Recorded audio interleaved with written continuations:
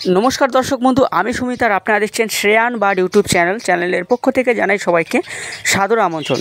তো বন্ধুরা, আজকের যে বিষয় নিয়ে কথা বলবো সেটা হলো বদ্রি পাখি বা বাজরিগার পাখির থেকে ব্রিডিং নেওয়ার সঠিক পদ্ধতি। তো বন্ধুরা, ব্রিডিং নিতে গেলে আমাদের যে কিছু বিষয় আমাদের মাথায় রাখতে হবে, কিছু পদ্ধতি আমাদের অবলম্বন করতে হবে এবং তবে কিন্তু আমরা পাখির থেকে ভালো ব্রিড কিন্তু আমরা নিতে পারবো। আর নতুন নতুন যারা পাখি পুষতে চাইছেন বা নতুন নতুন পাখি যারা পুষেছেন, তো প্রায় পাখি প্রেমিকরা কিন্তু বদ্রি পাখি পুষে থাকেন। খুব সুন্দর কালার এবং খুব সুন্দর দেখতে, ওদের অ্যাক্টিভিটি খুব ভালো লাগে, তাই বেশিরভাগ ক্ষেত্রে কিন্তু মানুষরা বদ্রি পাখি পুষে থাকেন। তো বন্ধুরা, অনেক বন্ধুই আছেন যেখানে পাখি পুষেছেন কিন্তু পাখি ব্রিড করছে না। তা বন্ধুরা, প্রপার এজের পরেও অনেক সময় পাখি ব্রিড করে না। তো কি ভুল আমরা করছি বা কি বিষয় আমরা মাথায় রাখছি না, যে কারণে কিন্তু আমাদের পাখি ব্রিড করছে না। তো বন্ধুরা, বদ্রি পাখি বা যে কোনো পাখির কিন্তু এখন কিন্তু খুব সুন্দর ব্রিডিং সিজন, যে এই সময় কিন্তু পাখি কিন্তু ব্রিড করে খুব ভালো। তো সেই ব্রিডিং সিজনে যদি পাখির থেকে আমরা ব্রিডটা ভালোভাবে না নিতে পারি, তো তাহলে আর পাখির থেকে ব্রিড কবে নেব বন্ধুরা? তো সেই জন্য কিন্তু আমাদের এখন কিন্তু খুবই প্রয়োজন আমাদের এই বিষয়গুলো মাথায় রাখা, এই পয়েন্টগুলো কিন্তু শুনে কিন্তু আপনারা যদি কাজ করতে পারেন, তো আপনাদের পাখি ব্রিড কিন্তু খুব ভালো করবে এবং রেজাল্ট কিন্তু খুব ভালো আসবে ব্রিডিং সিজনে বন্ধুরা। সেই জন্য আমার এই কিছু পয়েন্ট আপনাদের সঙ্গে শেয়ার করা। তো পয়েন্টগুলো আপনারা ভালো করে যদি মন দিয়ে শুনতে পারেন, দেখতে পারেন ভিডিওটা অবশ্যই, তাহলে কিন্তু আপনাদের যেসব পাখিগুলো ব্রিড করছে না বা যে সকল বন্ধুদের পাখি ব্রিড করছে না, খুব সমস্যার মধ্যে আছেন, তারা কিন্তু খুব সহজেই কিন্তু পাখির থেকে ব্রিডটা কিন্তু নিতে পারবেন। তো বন্ধুরা, চলুন বেশি দেরি না করে ভিডিওটা শুরু করি, মেন টপিকে আসি। তো বন্ধুরা, বদ্রি পাখি বা বাজরিগার পাখির থেকে ব্রিডিং নেওয়ার যে সঠিক পদ্ধতি, তো 1 নম্বর পয়েন্ট যেটা আসে বন্ধুরা, সেটা কিন্তু মেল ফিমেল চেক করা। এটা কিন্তু একটা ইম্পর্টেন্ট পয়েন্ট, খুব ভালো একটা ভাইটাল পয়েন্ট, যেটা মেল ফিমেল কিন্তু আগে আমাদেরকে চেক করতে হবে পাখি ব্রিডিংয়ে বসানোর আগে। নাহলে কিন্তু পাখি ব্রিডিংয়ে বসিয়েও কিন্তু আমরা রেজাল্ট পাবো না। বা অনেক সময় দেখা যায় পাখি ডিম পাচ্ছে কিন্তু ডিমে ব্লাড আসছে না। তার কারণটা কী হয় বন্ধুরা?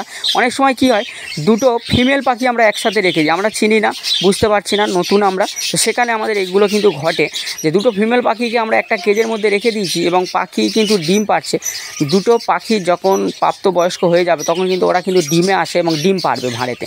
তো বেশি পরিমাণে দেখবেন যে ডিমটা পেড়ে বসে আছে। যেখানে নর্মাল পাখি 6টা-7টা করে ডিম পারে, সেখানে দেখবেন যে 10টা 11টা 12টা পর্যন্ত ডিম পারছে পাখি। সেখানে কিন্তু আপনাকে বুঝতে হবে এবং দেখবেন যে এক সপ্তাহ পরে আপনি যখন ডিমটাকে চেক করবেন, তখন দেখবেন যে ডিমে কিন্তু ব্লাড নেই।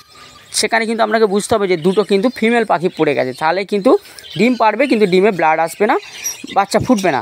আবার অনেক সময় দেখা যায় যে দুটো পাখি আমরা রেখেছি, কোনো ডিমও পারছে না, বহু মাস হয়ে গেছে। তার কারণ কী হয় বন্ধুরা? আমরা হয়তো দুটো মেল পাখিকে একসাথে রেখে দিয়েছি, তাহলে কিন্তু কোনো দিনই সে পাখি ডিম পারবে না। তো এগুলো কিন্তু আমাদেরকে দেখতে হবে, মেল ফিমেলটা কিন্তু আমাদের কনফার্ম করতে হবে, তাহলেই কিন্তু এই সমস্যা থেকে আমরা মুক্তি পাবো।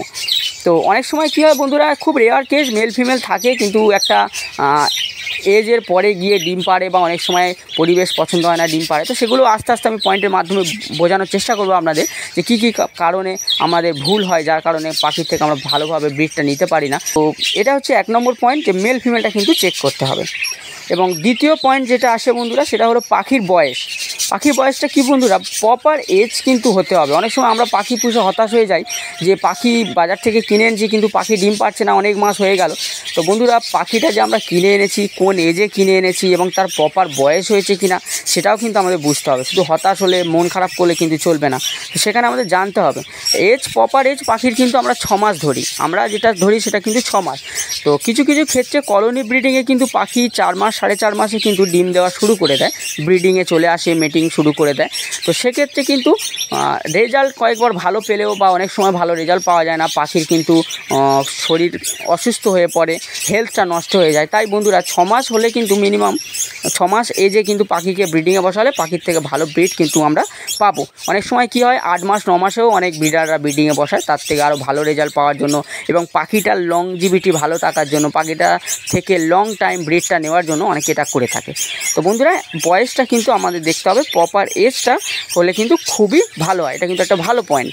তো প্রপার এজ দরকার এবং হতাশ হলে চলবে না। একটা এজের পরে গিয়ে কিন্তু নির্দিষ্ট সময়ের পরেও কিন্তু ঠিক ডিম পারবে, তার আগে কিন্তু ধৈর্য ধরতে হবে বন্ধুরা। শুধু পাখি পুষে ছটফট করলে বা তাড়াহুড়ো করলে চলবে না, বেশি এক্সাইটমেন্ট হয়ে গেলে চলবে না। তো একটা সময় দিতে হবে, ধৈর্য রাখতেই হবে। পাখি বিজনেসে সাকসেস পেতে গেলে বন্ধুরা একটু কিন্তু ধৈর্য ধরতেই হবে, বেশি হুটোপাটা করা চলবে না। না। তো সেই জন্য বয়সটা কিন্তু আপনাকে লক্ষ্য করতে হবে, প্রপার এজ হলেই তবে আপনারা ব্রিডিংয়ে বসাবেন, তাহলে কিন্তু রেজাল্টটা পাবেন, ভালো ভালো ব্রিডিংটাও পাবেন। এবং 3 নম্বর পয়েন্ট যেটা আছে বন্ধুরা, পাখির হেলথ ভালো রাখা কিন্তু খুব দরকার। তো বন্ধুরা, পাখি আমরা কিনে এনেছি, পাখি যদি না আমরা যত্ন করি, পাখির হেলথটা যদি না ভালো রাখি, আর আমরা শুধু হাঁড়ি লাগিয়ে দিলাম ব্রিড নেওয়ার জন্য, সেখানে ভালো ব্রিড করছে না, ভালো ডিম পাচ্ছে না, ডিমের রেশিও কমে গেছে এবং বাচ্চা কম হয়ে যাচ্ছে, বা 4টে 5টা 6টা ডিম পাচ্ছে কিন্তু বাচ্চা 2টো 1টা ফুটছে।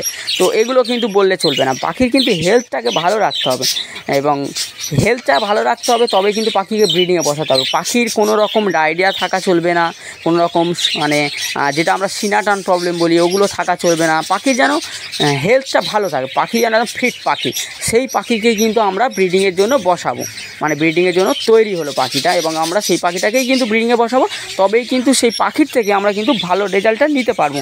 শুধু পাখিকে ব্রিডিংয়ে বসিয়ে দিলাম, পাখিটা হয়তো অসুস্থ আছে, হেলথ খারাপ আছে, সেখানে কিন্তু ভালো রেজাল্ট সে করবে না।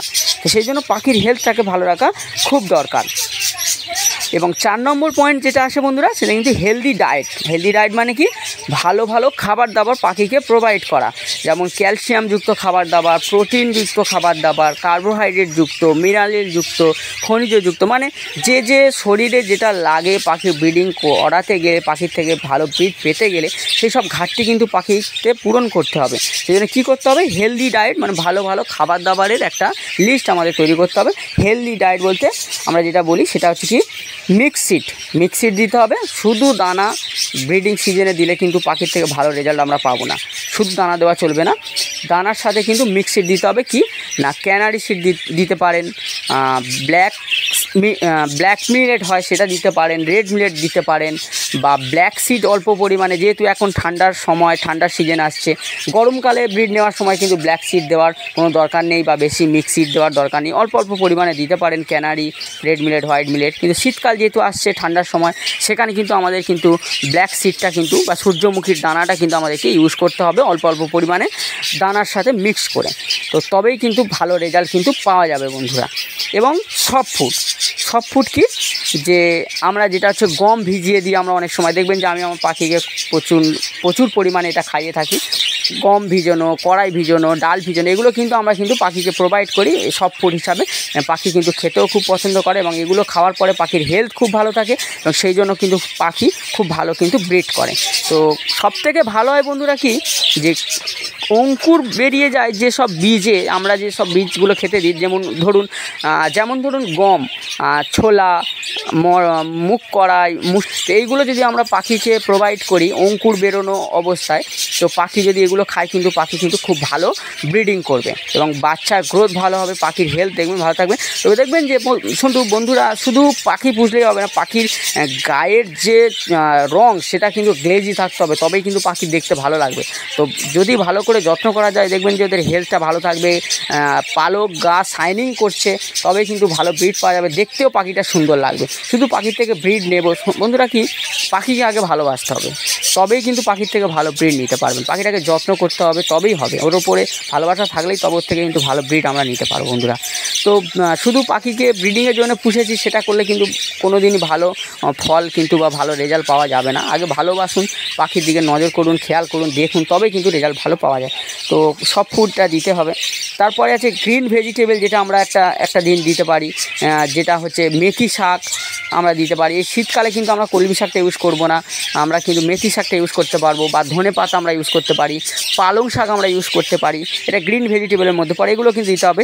আর একটা ফ্রুট যেটা এগ ফ্রুট বলি আমরা, ডিম সিদ্ধ করে অনেকে ব্রেডের সাথেও দিতে পারে, অনেকে আবার বিস্কিটের সাথেও দিতে পারে।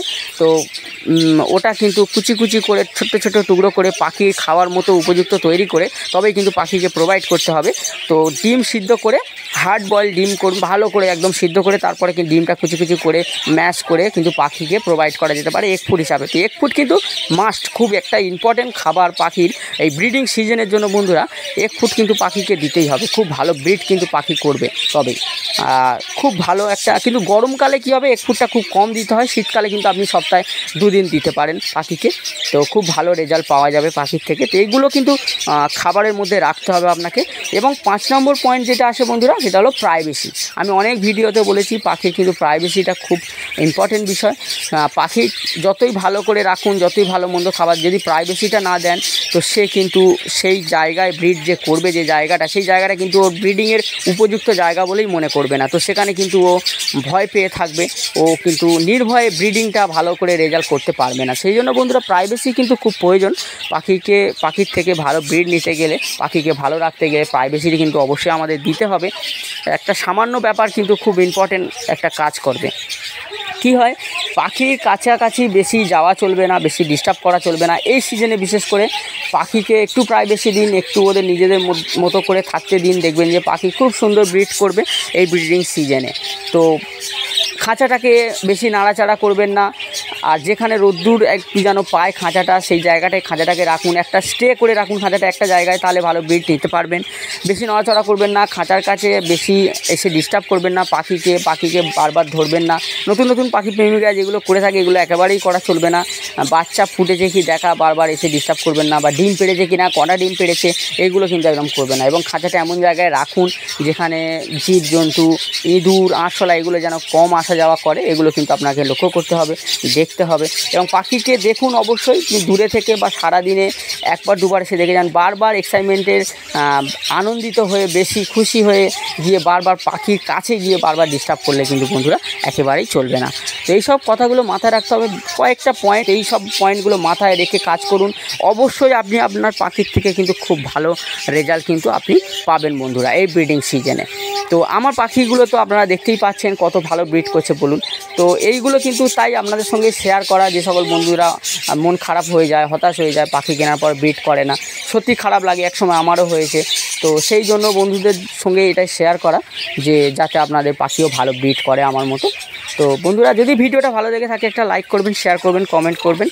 আর যারা অলরেডি চ্যানেলকে সাবস্ক্রাইব করে রেখেছেন তাদের তো জানাই অসংখ্য ধন্যবাদ। আর যে সকল দর্শক বন্ধু নতুন এসছেন আমার চ্যানেলে, যদি ভালো লাগে তো চ্যানেলটাতে সাবস্ক্রাইব করে রাখুন, পাশে থাকা বেল আইকনটা টিপে দিন, যাতে করে নতুন ভিডিও আপলোড করলে আপনাদের কাছে পৌঁছায় এবং আপনাদের কিছুটা উপকার পেতে পারেন। এবং আপনারা কমেন্ট করে জানাতে পারেন, যদি কোনো টপিকে ভিডিও বানানোর থাকে আপনারা জানাতে পারেন, সেই টপিকের ওপর আমি ভিডিও বানানোর চেষ্টা করব। দেখা হচ্ছে পরের ভিডিওতে। ভালো থাকবেন, সুস্থ থাকবেন, দেখতে থাকবেন শ্রেয়ান বার্ড ইউটিউব চ্যানেলের পক্ষ থেকে জানাই সকল দর্শক বন্ধুদের ধন্যবাদ।